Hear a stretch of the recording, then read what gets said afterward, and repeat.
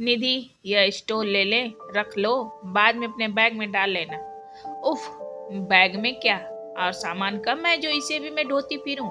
यहाँ से निकलते वक्त थोड़ा सा ध्यान रखा करो, बाहर की चाय की दुकान पर खड़े वे लफंगे। अब क्या मैं मन मर्जी के कपड़े भी नहीं पहन सकती हूँ? और वैसे भी आज तक उन लोगों ने कुछ कहा ना है, न कोई ऐसा व्यवहार किया जिससे मुझे कोई परेशानी हो। और तो और उस दिन मेरी स्कूटी स्टार्ट नहीं हो रही थी तो उन लड़कों ने ही ठीक कर दी, वरना मेरा एग्जाम तो मिस हो जाता। बेवकूफ है तू, जरा अपने सेंसेस को जगा कर रख। सामने वाले हितेश जी की बेटी को देख कैसे ढंग के कपड़े पहनती है, और आज तक उसने अपनी मम्मी प्लीज मुझे किसी से कंपेयर मत करो कहती हुई निधि इतनी तेजी से भागी कि आरती स्टॉल पकड़ा ही नहीं पाई। माँ बेटी का लगभग रोज का विवाद और चिक चिक हरीश को अच्छी नहीं लगी, सो बोल उठे, तुम क्यों मन खराब करती हो? किसी और की वजह से निधि पर इतनी रोक टोक ठीक नहीं है। मोहल्लो वाली की वजह से क्या वो अपनी मनमर्जी पहन ओढ़ भी नहीं सकती? मोहल्ले वालों की परवाह नहीं है हरीश, मेरा मन तो उस चाय की गुमटी पर खड़े लड़कों को देखकर खराब होता है। अरे सुबह शाम ही तो चाय पीने का समय होता है, तुम तो ऐसे बोल रही हो जैसे ये लड़के दिन भर वहीं खड़ी रहते हैं। दिन भर खड़े तो रहे तो ठीक है, पर उसी वक्त क्यों खड़े होते हैं जब निधि काले जाती है और जाती है? आरती के तर्क का जवाब देना हरीश के बस में नहीं था। तुम नहीं जानते हरीश, मुझे उनकी हंसी से चिढ़ होती है। आते जाते लोगों को ताकना और धीरे धीरे बातें करके हंसना मेरे गुस्से को बढ़ावा देता है। अब यह बात क्या हुई? किसी की हंसी से तुम उसके चरित्र पर उंगली कैसे उठा सकती हो? उन लड़कों की शक्ल ही बताती कितने लफंगे हैं। अब छोड़ो उन लड़कों को, जिंदगी है जैसे बितानी है बिताए,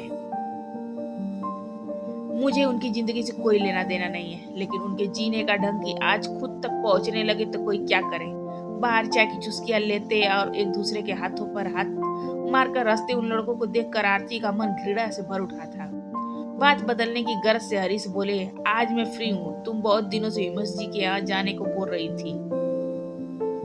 हाँ, आज वो आएंगे, बहुत दिनों से बुला रहे हैं, एक वही तो है, वरना यहाँ किसी से बात करने का मन नहीं करता। मैंने निधि से भी कहा है कि उनकी बेटी से दोस्ती कर ले, पर वह सुनती कहाँ है। पेट्रोल पंप के मालिक हिमेश जी के सभ्य और अभिजात्य परिवार के से आरती बहुत प्रभावित थी। 2 महीने पहले आरती का परिवार यहाँ शिफ्ट हो रहा था, तो हिमेश जी ने ही नसीहत दी थी कि यहाँ के लोगों से बातचीत और व्यवहार ज्यादा न रखे, खासकर जब घर में लड़की हो। यहाँ इतना बड़ा और आलिशान मकान बनवाकर हम पछता रहे हैं। भाभी, जरा इन लफंगों से सावधान रहना। हिमेश जी की कई बात से आरती के दिमाग में गहरी बैठ बैठ बना ली थी। आते जाते इन लड़कों को कोसती तो सरी समझाते, इन लड़कों पर नहीं अपने संस्कारों पर भरोसा करो। पर जाने क्या हो जाता आरती को, जब भी इन लड़कों को बाहर चाय की दुकान पर हंसी मजाक करते देखती तो गुस्से के मारे बदन में आग लग जाती थी। इधर कुछ दिनों से उन लड़कों का उठना बैठना ज्यादा बढ़ गया था। एक तरफ हम लड़कियों को बराबरी का दर्जा दे रहे हैं और दूसरी तरफ उनकी सुरक्षा को लेकर चिंतित रहे हैं। इनकी वजह से इंसानियत शर्मसार होती है। सहसा आरती के मुंह से निकला शब्द हरीश के कानों में पड़ गया। अब बस करो आरती, तुम ओवर रिएक्ट कर रही हो। चिंता करने की कोई हद तो तय है नहीं। अब तो यह अपने ऊपर की चिंता है, करे या फिर परिस्थितियों के मांग के हिसाब से उनके मुकाबला करे। किस किस से मुकाबला करे? अब किसी के चेहरे पर तो लिखा नहीं है कि उसके मन में क्या चल रहा है। जब लिखा नहीं है तो तुम क्यों अपना दिल जलाती हो? हरीश, दिल तो जलता ही है इन लफंगों को देखकर। कोई तो बता सकता है कि ये कितने कुत्सिंग विचारों के होंगे। इनके चेहरे पर तो लिखा नजर आता है कि ये सब समाज के नाम पर धब्बे बनेंगे।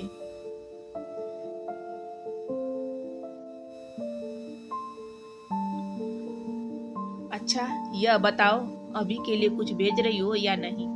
बात और बदलने की गरज से हरीश ने एक बार फिर बातों को रुख को मोड़ा। अरे हाँ हरीश, कल ही तो आपको अहमदाबाद जाना है।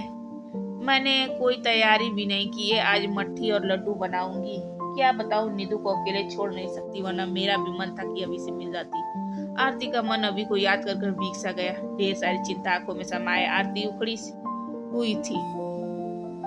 9 बज गए लेकिन सन्नो का कुछ पता नहीं था। आज तो उसने राशन भी मंगवाया था, पता नहीं उसने खरीदा भी होगा या नहीं। सोचती हुई आरती के कानों से दरवाजे की घंटी आवाज पड़ी तो उसने जल्दी से दरवाजा खोल दिया। पर यह क्या, बाहर राशन के सामान से लदी फदी सन्नो ने पीछे बाहर चाय पर अड्डे पर खड़े होने वाले दो लफंगे आटे की बोरी पकड़े थे। नमस्ते आंटी, सुनकर लगा जिसे कानों को कोई पिघला शीशा उगेड़ दिया हो। आरती की भावभंगिमा देखकर आटे की बोरी वहीं रखकर वे लड़के चलते बने। उनके जाते ही आरती सन्नो पर बुरी तरह से फट पड़ी। देख सन्नो, हम बेटी वाले हैं, ऐसे में किसी को घर में लेकर आ चले आना ठीक नहीं है।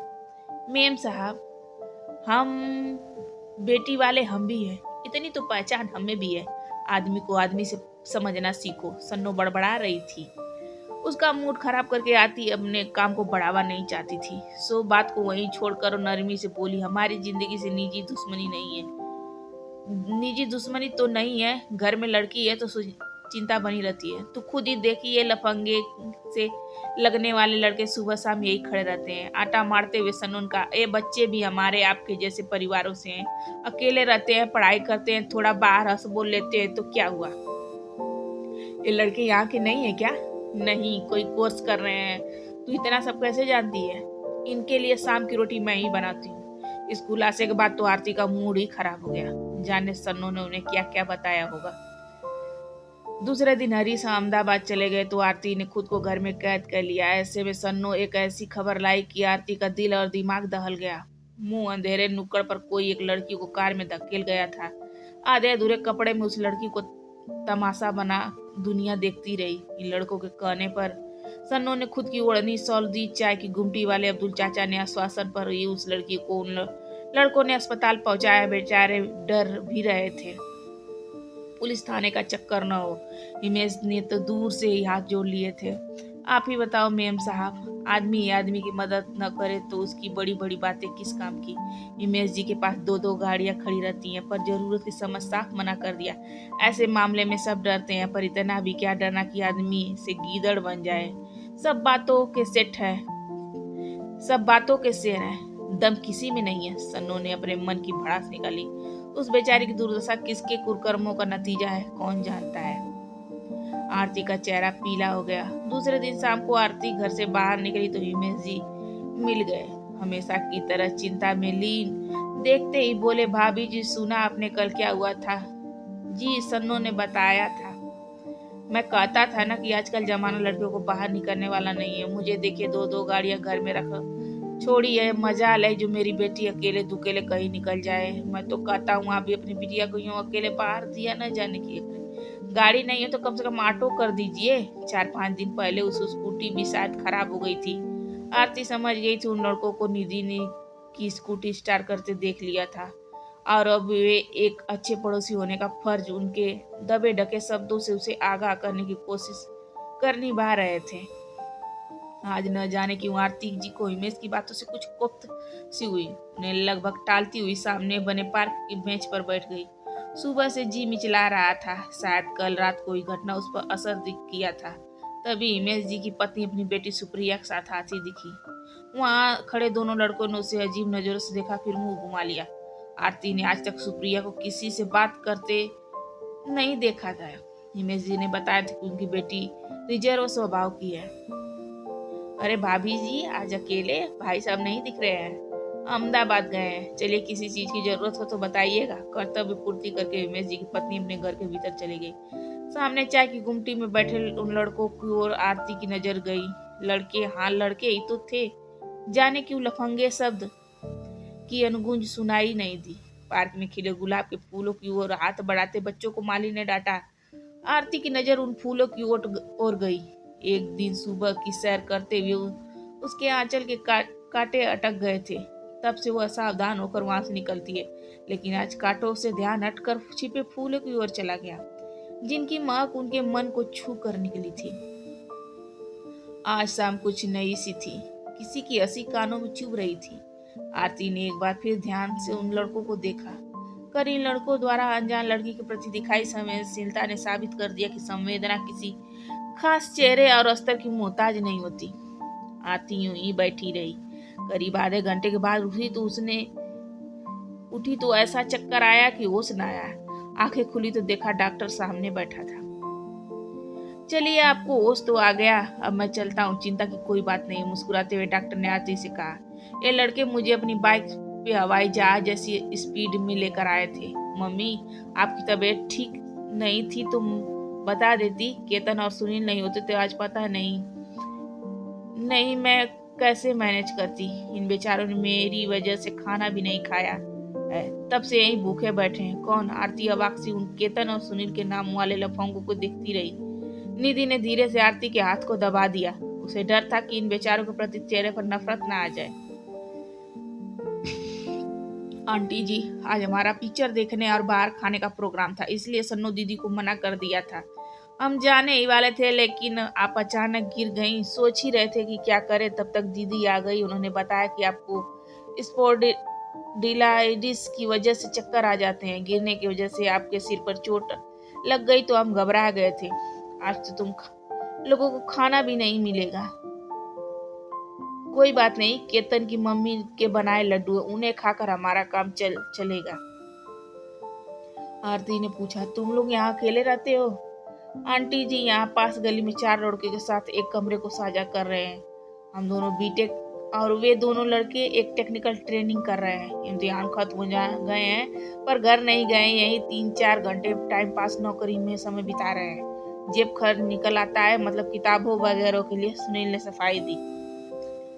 आरती हैरानी से उन लफंगों को देख रही थी। निधि, देख तो जरा, अभी के लिए बनाया नाश्ता दबों पड़ा है, थोड़ा दे दे। क्या भूखे सोएंगे बच्चे? यह बोलती हुई आरती अपने शब्दों पर खुद ही हचकचा गई। आश्चर्य हुए कि इनको लड़कों के लिए ममत्व का जागा कैसे। बड़े संकोच से केतन ने निधि के हाथ से पैकेट ले लिया, पर दरवाजे पर तक आकर हचकचा कर रुक गए। क्या हुआ? निधि ने पूछा तो केतन ने कुछ संकोच से कहा, 1 मिनट बाद जाएंगे। क्यों? वे उमेश अंकल अपना गेट बंद कर रहे हैं। वे हमें यहाँ देख लिया तो क्या? वह आप नहीं समझेंगी। अपने बालों को हाथ फेरते हुए फर्श की ओर ताकते शर्माते हुए केतन बोला, आप लड़की हैं ना? हिमेश अंकल ने आपको मेरे साथ देख लिया तो पता नहीं क्या सोचेंगे। क्या सोचेंगे? वे हमें लफंगा समझते हैं ना, इसलिए। उनकी मनोदशा से आरती का जी भराया। बोली, चलो मैं चलती हूँ, खुली हवा में बैठूंगी तो मन बदलेगा। आरती ने धीरे से पलंग से उतरकर चप्पल पहनी। निधि के साथ बाहर आई तो केतन उससे दूरी बनाकर तेज कदमों से चलने लगा। बाहर झुरमुट में हिमेश जी के लोन के पिछवाड़े एक साया देख आरती डर गई। तो सुनील ने कहा, आंटी आप घर जाइए। आरती की नजर सामने हिमेश जी के लॉन के पिछवाड़े पर टिकी थी। खिड़की से एक साया अंदर जाता साफ दिख रहा था। मम्मी जी, हिमेश अंकल के घर कोई इन्फॉर्म करिए, कोई पीछे से रास्ते के घर में घुसने की कोशिश कर रहा है। निधि बोली, रहने दीजिए, यह हर दूसरे तीसरे दिन होता है। केतन बोला, यह कमरा तो सुप्रिया का है ना? कौन है जो यूं चोरी से घुस रहा है? उस कार का मालिक। एक बड़ी सी कार की ओर इशारा करते हुए सुनील और केतन तेजी से सामने वाली गली में गुम हो गए। कुछ दूर अंधेरे में खड़ी कार को देखकर सिहर गई आरती, और उसका चेहरा से आकर तिलमिला स्या था। रात की कालिमा से ज्यादा स्या यह सभी लोगों का सच। घर आकर निधि ने चाय बनाकर दी तो सा कानों में चाय की गुमटी पर खड़े लड़कों की हंसी की आवाजें सुनाई देने लगी। जाने क्यों इस हंसी के खिलड़पन की महक आई। सामने खिड़की से हिमेश जी के लोन में का कुछ हिस्सा दिख रहा था। आरती ने अपनी सोच पर रोक लगाते हुए अपनी नजर हिमेश जी के बंगले की ओर दौड़ाई। वहां अंधेरा था। शायद हिमेश जी गहरी नींद में सो रहे थे। अलबत्ता उनकी बेटी के कमरे में हल्का उजाला दिख रहा था। हिमेश जी दूसरे को असामाजिक तत्वों से बचने की सीख देते, जबकि रात के अंधेरे में वे अपने घर के पीछे की ओर से किसी लफंगे के आने जाने से बेखबर थे। आरती चुपचाप अपने कमरे की खिड़की बंद कर दी।